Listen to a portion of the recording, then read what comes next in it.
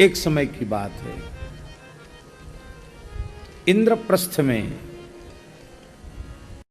दिव्य मैदानव के द्वारा निर्मित सभा में पांचों पांडव, उनकी प्रियतमा द्रौपदी वहां विराजमान थी और भगवान श्री कृष्ण भी वहां विराज रहे थे। उसी बीच की बात है, सभा में बैठ करके तरह तरह की चर्चाएं हो रही थी। देवताओं की, ऋषियों की, पितरों की, प्राणियों की, राजाओं की, महात्माओं की सुंदर सुंदर चर्चाएं वहां हो रही थी। इसी बीच में भीमसेन के पुत्र श्री घटोत्कच वे सभा में उपस्थित हुए और उपस्थित होकर उन्होंने सर्वप्रथम धर्मराज युधिष्ठिर के चरणों में प्रणाम किया, फिर अपने पिता महात्मा भीमसेन के चरणों में प्रणाम किया, फिर भगवान श्री कृष्ण के चरणों में प्रणाम किया, फिर अर्जुन के चरणों में प्रणाम किया, नकुल सहदेव के चरणों में प्रणाम किया और पूज्या द्रौपदी माता के चरणों में भी प्रणाम किया। अत्यंत विनम्र भाव से ये वहाँ विराजमान हो गए हैं। सबको बड़ी प्रसन्नता भई है, चलो कम से कम बहुत लंबे समय के पश्चात ये भीमसेन नंदन यहाँ पधारे हैं। तो सबने वात्सल्य किया, लाड़ प्यार किया, आलिंगन किया और भीम नंदन घटोत्कच ने सबको प्रणाम किया। देखिए प्रेम किसको कहते हैं, वात्सल्य किसको कहते हैं। अब भीम नंदन को प्रणाम करते ही युधिष्ठिर ने अपनी गोद में ले लिया। अब गोद में लेने लायक अवस्था तो नहीं है, लेकिन इसको स्नेह करते हैं। गोद में ले लिया, मस्तक सूंघा, अपने दोनों हाथ मस्तक पर रखे, पीठ पर स्नेह युक्त हाथ फिराए और कहा कि पुत्र, इतने दिन पीछे तुम्हें कैसे हमारी सुध आ गई, तुम कैसे आए, तुम हम अपने राज्य में धर्म पूर्वक पालन तो कर रहे हो कि नहीं, राज्य में सुखी तो हो कि नहीं। अपने मामा के राज्य में, मामा का राज्य जानते हैं ना, हिडम्बासुर, उसको मार दिया था भीमसेन ने, तो उसकी गद्दी घटोत्कच जी को ही मिल गई थी। तो उस राज्य को तुम ठीक से संभाल रहे हो कि नहीं, अहंकार को त्याग करके और तुम सत्पुरुषों की सेवा करते हो कि नहीं। एक बड़ी सुंदर बात धर्मराज युधिष्ठिर ने कुशल क्षेम के प्रकरण में पूछी है, वो बात हमें बहुत ध्यान देने की योग्य है। देखिए देवता कौन है और दैत्य कौन है, सुर कौन है और असुर कौन है। जो गौ, ब्राह्मण, संत, माता, पिता, अतिथि, इन सब में नारायण का दर्शन करके इनकी सेवा करे, वो मनुष्य नहीं देवता है। और गौ, ब्राह्मण, संत, अतिथि, माता, पिता, दीन दुखी, इनकी जो सेवा न करे, इनको जो पीड़ित करे, इनको जो तिरस्कृत करे, वो भले ही चाहे जितना सुंदर स्वरूप वाला हो, वो मनुष्य नहीं, वो तो राक्षस है, असुर है, दैत्य है, ऐसा समझना चाहिए। तो अब देखिए घटोत्कच जो हैं वो हिडम्बा के गर्भ से उत्पन्न हुए हैं, भीमसेन के पुत्र हैं। लेकिन आसुरी संस्कार किसे कहते हैं, ये बात श्री युधिष्ठिर बता रहे हैं। कहते हे हिडिम्बा नंदन, हे भीम नंदन, तुम यह बताओ कि कच्चित देवेषु विप्रेषु गोसु साधुषु सर्वदा हैडम्बे नापकुरुषे प्रियमे तद्धरेश्चनः। देवताओं का कभी अपमान तो नहीं करते हो, ब्राह्मणों का कभी तिरस्कार तो नहीं करते हो, गोवंश का कभी अनादर तो नहीं करते हो, संत महात्माओं का कभी तिरस्कार तो नहीं करते हो, इनका अपकार तो नहीं करते हो। देखो हिडिम्बानंदन घटोत्कच, भगवान श्री हरि किस प्राणी से प्रसन्न होते हैं। बोले जो देवताओं का समादर करता है, ब्राह्मणों का आदर करता है, गोवंश की सेवा करता है, संतों की सेवा करता है, ऐसे भाग्यशाली जीव से भगवान सहज प्रसन्न हो जाते। भगवान की सेवा कोई भले ही न करे, पर भगवान जिनसे प्रेम करते हैं उनकी सेवा करे तो भगवान सहज प्रसन्न हो जाते हैं।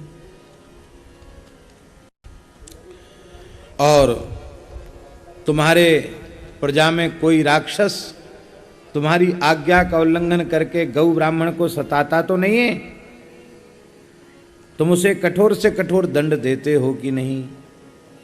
और तुम्हारी माता बहुत उत्तम पतिव्रता है, शीलवती गुणवती है, हमारा बहुत प्रिय करने वाली है। तुम्हारी माता हिडिंबा प्रसन्न तो है ना? वह परम पतिव्रता है।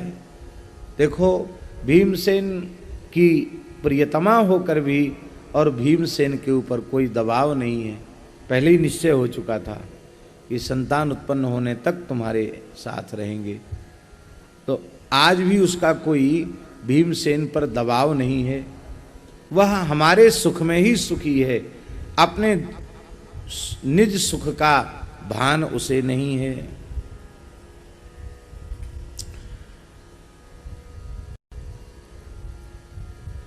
श्री भीमनंदन हिडिंबानंदन ने कहा कि हे भगवान, हे महाराज, मेरे मामा के वध के पश्चात भीमसेन जी ने, मेरे पूज्य पिताजी ने जब मेरे मामा जी का वध कर दिया, वे गौ ब्राह्मण के विरोधी थे, तो उस समय सब असुरों ने मिलकर मुझे ही राजा बना दिया।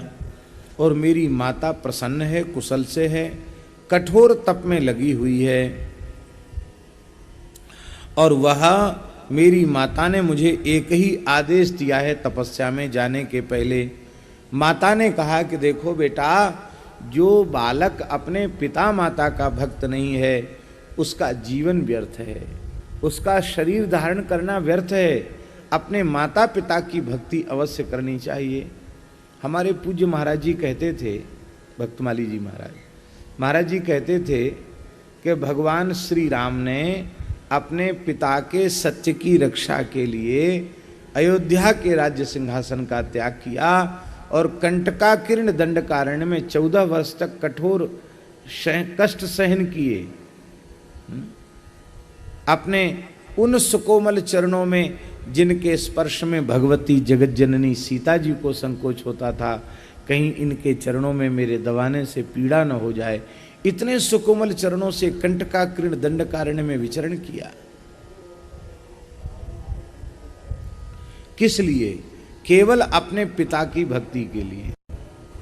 तो महाराज जी कहते थे कि राम जी हैं चाहे कृष्ण भगवान हैं, इन दोनों में पितृभक्ति सर्वोपरि दिखाई पड़ती है। तो कोई अपने को राम कृष्ण का तो उपासक कहे और अपने पिता माता का तिरस्कार करे, तो महाराज जी कहते थे कि चाहे जितना पूजा पाठ भजन ध्यान करे, यदि माता पिता का तिरस्कार करता है, माता पिता उससे दुखी हैं, तो भगवान कभी प्रसन्न नहीं होंगे। क्योंकि भगवान स्वयं अवतार लेकर माता पिता की भक्ति करते हैं। और तू कैसा पाखंडी मेरा भक्त है जो अपने माता पिता का अनादर करता है।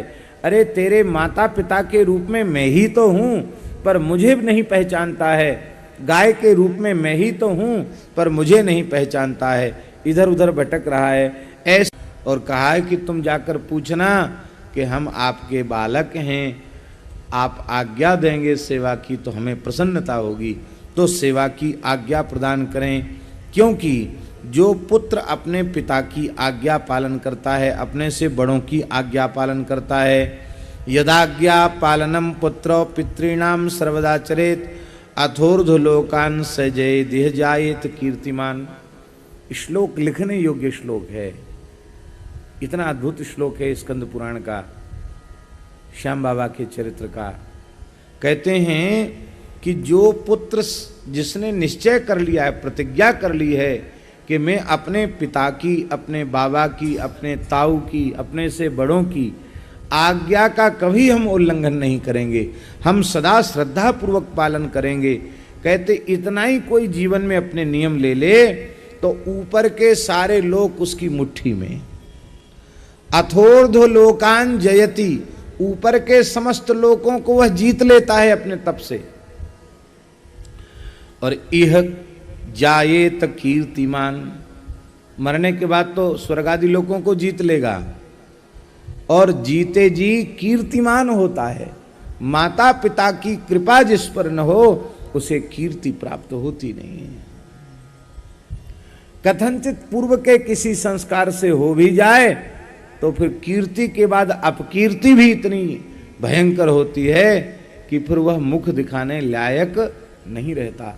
इसलिए अपने पिता माता की सेवा, उनकी आज्ञा का पालन करने वाले लोग ही स्वर्गादि लोकों पर विजय प्राप्त करते हैं और इस संसार में कीर्ति प्राप्त करते हैं।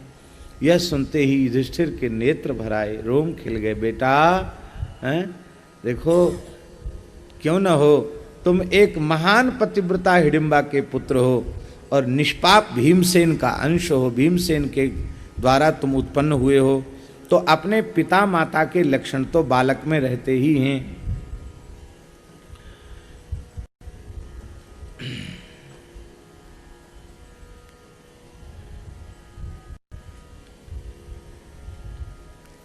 अवश्यम, ये श्लोक भी बड़ा सुंदर है। अवश्यम यादृशी माता तादृशस्तनयो भवेत्। बहुत ध्यान से सुने, पिता के संस्कारों का अधिक प्रभाव बालक पर नहीं होता है, माता के ही संस्कारों का अधिक प्रभाव बालक पर होता है। क्योंकि उस पिता ने तो गर्भ में स्थिति कर दी, अब पोषण किसके रक्त से हो रहा है, किसके अंश से पोषण हो रहा है। 9 महीने तक माता के ही खाए पिए पदार्थ से जो रक्त बनता है, उसी से वही उसका जो तत्व है वो नाल के माध्यम से जाता है और उससे पोषण होता है। तो महाराज जी हम आपको क्या कहें, उस समय गर्भिणी माता जो चिंतन करती है, जैसा खाती पीती है, जैसा देखती है, जैसा सोचती विचारती है, उसका पूरा पूरा प्रभाव उसके गर्भस्थ शिशु पर आ जाता है। इसलिए हमारे सनातन धर्म की मर्यादा है, गर्भिणी काल में माताओं को बहुत अधिक सावधान रहना चाहिए। कोई महान शूरवीर, भगवत भक्त, धर्मनिष्ठ दाता, कोई राष्ट्रभक्त, कोई गोभक्त यदि उस नारी के गर्भ से उत्पन्न हो गया तो माता का मातृत्व सफल हो गया। और कहीं उस माता के ही स्वेच्छाचार के कारण, असंयत जीवन के कारण, असंयत वृत्ति के कारण, असंयत खान पान के कारण, जो दृश्य नहीं देखने चाहिए उन दृश्यों को देखने के कारण, जो नहीं सुनना चाहिए वो सुनने के कारण, कहीं उसका गर्भगत जीव अशुद्ध संस्कार वाला हो जाता है, दुष्ट संस्कार वाला होता है, तो उसका पाप माता पिता को भी नरक में भोगना पड़ेगा। वो पुत्र जब पाप करेगा तो स्वर्ग में स्थित पिता माता भी नरक में जाएंगे उसके पाप के कारण। पुत्र कहते ही उसको हैं, पुत्र नाम, पुत्र शब्द का अर्थ है नरक, और त्र माने होता त्राण, जो अपने पुरखों को नरक से उबार ले उसे पुत्र कहते हैं। लिखा है स्पष्ट, जैसी माता होगी वैसा ही पुत्र होगा, वैसी ही पुत्री होगी। आजकल विवाह के प्रकरण में कोई ध्यान नहीं देता, अंतरजातीय विवाह हो रहे हैं, उससे वर्ण संकरता फैल रही है।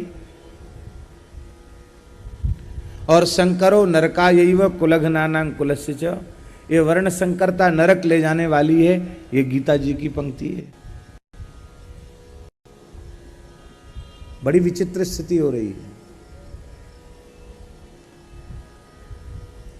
तो एक तरफ तो ये स्थिति हो रही है और दूसरी तरफ स्थिति ये है कि माताएं,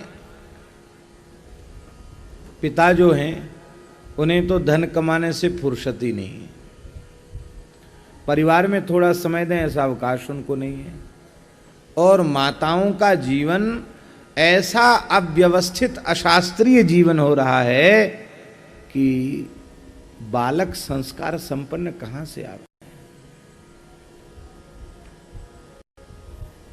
ये माताओं का कर्तव्य है। माताएं चाहें जैसा बालक उत्पन्न करना चाहें वैसा बालक उनको प्राप्त होगा। हमने सुना है श्री महाराणा प्रताप जब अपनी माता के गर्भ में थे तो उनकी माता ने अपने विद्वान कुलगुरु को बुलाकर संपूर्ण श्रीमद् वाल्मीकि रामायण का श्रवण किया था। उस प्रभाव से महाराणा प्रताप इतने दिव्य महापुरुष हुए। जिस समय श्री वीरवर शिवाजी अपनी माता के गर्भ में थे उस समय उनकी माता ने अपने विद्वान कुलगुरु को बुला करके संपूर्ण महाभारत का श्रवण किया था। उसके प्रताप से छत्रपति शिवाजी के जैसा पुत्र हुआ है।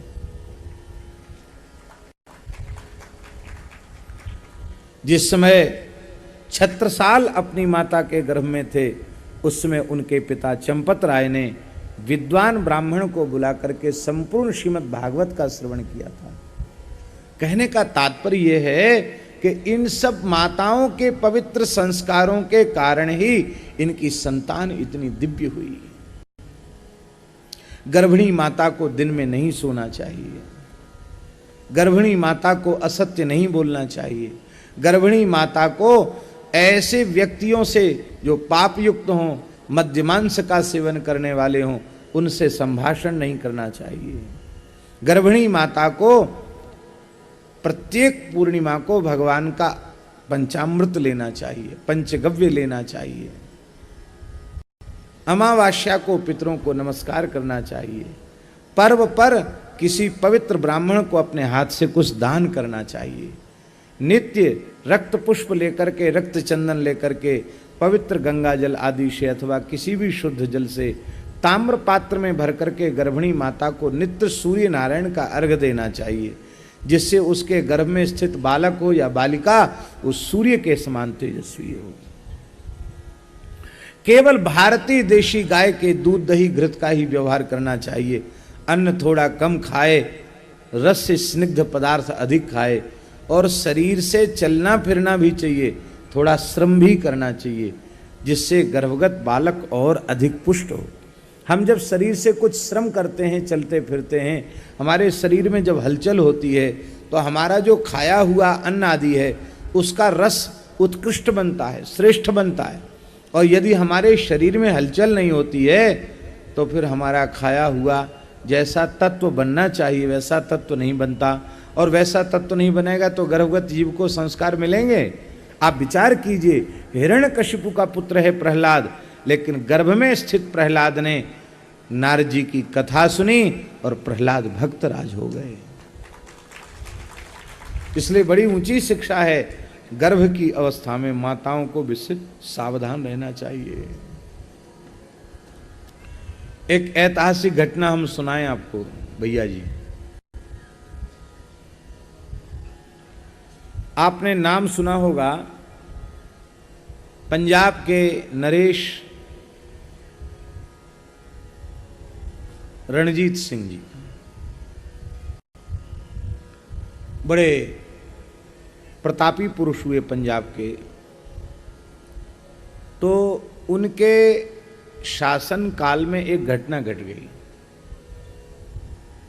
एक मकान की मोरी से, मोरी जानते हैं ना, जहाँ से जल बहता है, तो रसोई का कुछ अंश आ रहा होगा, कुछ अन्न के कण होंगे, तो उसके लोभ में एक गाय ने उस मोरी में मुंह घुसाया, और मुंह घुसाने से वो बड़ी मोरी थी, इतनी बड़ी, उसमें मुंह तो घुस गया लेकिन सींग ऐसे फंस गए कि अब वो निकल नहीं पा रहे थे। और गाय प्रयास कर रही थी, उसका जबड़ा सब छिल गया, रक्त आ गया, तमाम भीड़ वहाँ इकट्ठी हो गई। गाय फंस गई, गाय फंस गई, गाय फंस गई। तो एक लड़का आया 20-25 वर्ष का। उस लड़के ने कहा कि कोई बात नहीं, देखो गाय को तो बचाना है ही है, ऐसा करो इसके सींग काट दो गाय के। सींग काटने से वो ठीक से निकल आएगी। दूसरे व्यक्ति ने कहा कि सींग क्यों काट दो, दीवार क्यों न तोड़ दो, मोरी को चौड़ा क्यों न कर दो। गाय वैसे भी लोहू लुहान हो गई है, और सींग और काट कर उसे पीड़ा पहुंचाओ, ये ठीक नहीं है। अरे बोले नहीं नहीं, दीवाल का नुकसान नहीं होना चाहिए, सींग तो कोई बात नहीं, सींग कटने से गाय मरेगी थोड़ी। उस व्यक्ति को लोगों ने धिक्कारा और मोरी को चौड़ा करके उस गाय को सुरक्षित उसके सींग को निकाला गया। और उस समय गुप्तचर कोई वहां था, उसने महाराजा रणजीत सिंह को सूचना दी और तुरंत उस व्यक्ति को गिरफ्तार कर लिया गया।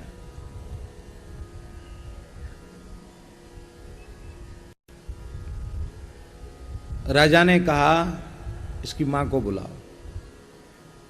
महाराज ने कहा, उस युवक की मां को बुलाया गया। महाराज ने कहा कि तू सत्य सत्य बता, ये तेरा पुत्र है कि किसी दूसरे का? इसमें वर्ण संकरता लगती है। हमारी प्रजा में कोई ऐसा व्यक्ति नहीं है जिसके चित्त में गाय के प्रति ऐसी भावना हो। तू सत्य सत्य बता, ये किसका पुत्र है? उसने शपथ पूर्वक कहा, महाराज मैं एक कुलवधू पतिव्रता नारी हूं, मेरे पति के द्वारा ही मुझे यह प्राप्त हुआ है, ये मेरा पुत्र है। बोले तुम्हारा पुत्र होकर इसमें ऐसी प्रवृत्ति क्यों कि गाय के सींग काट दो? तब उसने कहा कि जिस समय ये गर्भ में था, गर्भ में स्थिति हुई, उसके पश्चात मैं अपने छत पर घूम रही थी स्नान करके, तो मैंने एक कसाई को मांस ले जाते हुए देखा। उसको कहीं जाना था, उसने बातचीत भी की कि हमको अमुक जगह जाना है, कहाँ, तो मैंने छत से उससे बातचीत भी की। तो हमें इतना तो हमें अपना अपराध लगता है, लेकिन और कोई दोष मेरा हो ये मुझे समझ में नहीं आता।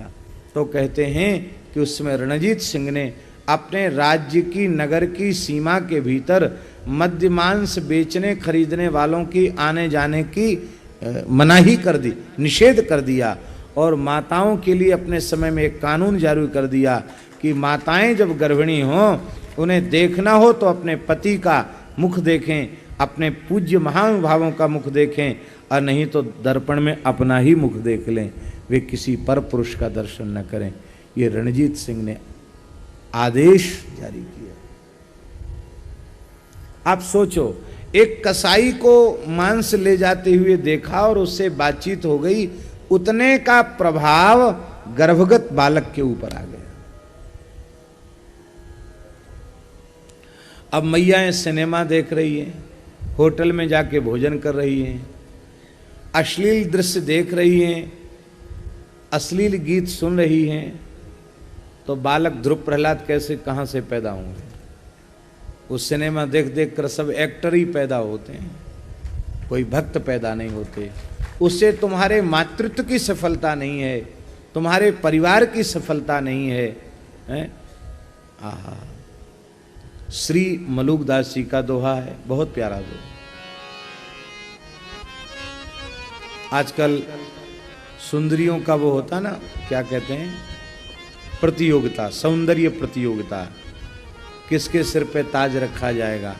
अखबार में कभी कभी फोटो भी आते हैं कि उस पे ताज रखा गया। लेकिन मलुकदास जी महाराज घोषणा कर रहे हैं, संसार की सबसे सुंदरी माता कौन? मलुक सो माता सुंदरी, मलुक सो माता सुंदरी, जहां भक्त अवतार। मलुक सो माता सुंदरी, जहां भक्त अवतार। बिना भगत बांझे भई जन्मी खरकतवार। यदि भक्त को जन्म नहीं दिया तो गधों को पैदा किया उसने, मनुष्यों को जन्म नहीं दिया। सोई पूत सपूत है, जो भगति करे चित लाए। जरा मरण ते छुटी परे, हरिपद पहुँचे जाए। इसलिए अवश्यम यादृशी माता तादृशस्तनयो भवेत्, माता च ते भक्तिमती दृढ़ं नस्त्वं च तादृशा। इसलिए आजकल विवाह के प्रकरण में लोग विचार नहीं करते। विवाह के प्रकरण में पितृकुल पवित्र होना चाहिए, ठीक है, पर उससे अधिक मातृकुल की पवित्रता पर विचार करना चाहिए। जो कन्या हमारे यहाँ बहू बनकर आने वाली है, उसका खानदान कैसा है, उसके माता पिता कैसे हैं, उसका ननिहाल पक्ष कैसा है। भैया जी को तो पता है, पहले इन सब बातों पर विचार किया जाता था कि नहीं। मामा नाना का पक्ष सब विचारा जाता था, कई कई पीढ़ी तक विचार किया जाता। अब विचार नहीं करते। अब विचार नहीं करते तो उसका दुष्परिणाम समाज के सामने है।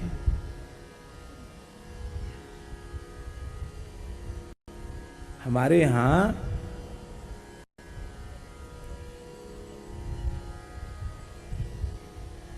ज्ञानेश्वर जी पुरुषार्थ चतुष्टय में काम को भी पुरुषार्थ माना है। पुरुषार्थ का तात्पर्य वो हेय नहीं है, वो त्याज्य नहीं है, वो उपादेय है। कब? बोले जब वो शास्त्रानुशासित हो, शास्त्रानुकूल हो, शास्त्रानुशासित हो। शास्त्रानुशासित शास्त्रानुकूल काम निषिद्ध नहीं है, वो काम पुरुषार्थ है। शास्त्रानुकूल काम हमें निष्कामता की ओर ले जाता है। गृहस्थाश्रम बंधने के लिए नहीं है, गृहस्थाश्रम भी छूटने के लिए है। भैया बड़े भाग्यशाली हैं गृहस्थ। 3 आश्रम उनसे सेवा लेते हैं। ब्रह्मचारी सेवा लेते हैं, वानप्रस्थी सेवा लेते हैं, यति सेवा लेते हैं। 3 आश्रम सेवा लेते हैं और सेवा करता कौन है? गृहस्थ। तो गृहस्थाश्रम को इसीलिए श्रेष्ठ कहा गया क्योंकि सबकी सेवा का सौभाग्य परमात्मा ने उसे दिया है। और दूसरे की सेवा न करे, अपने पेट भरने में लगा रहे, कई कई पीढ़ियों के लिए धन इकट्ठा करने में लगा रहे, तो यह उसका दुर्भाग्य है। हर हर महादेव सभी भक्तों को आपका मेरे YouTube चैनल राधिका शरणम में स्वागत है। हमने मलुक पीठाधीश्वर पूज्य राजेंद्र दास जी महाराज के श्रीमुख से बहुत ही अद्भुत प्रसंग का श्रवण किया। महाराज श्री ने हमें घटोत्कच और युधिष्ठिर जी का अद्भुत प्रसंग सुनाया। अगर आपको ये वीडियो अच्छा लगा हो तो प्लीज़ वीडियो को लाइक कमेंट ज़रूर करें और ऐसे ही वीडियो देखने के लिए चैनल को सब्सक्राइब करें। हर हर महादेव। धन्यवाद।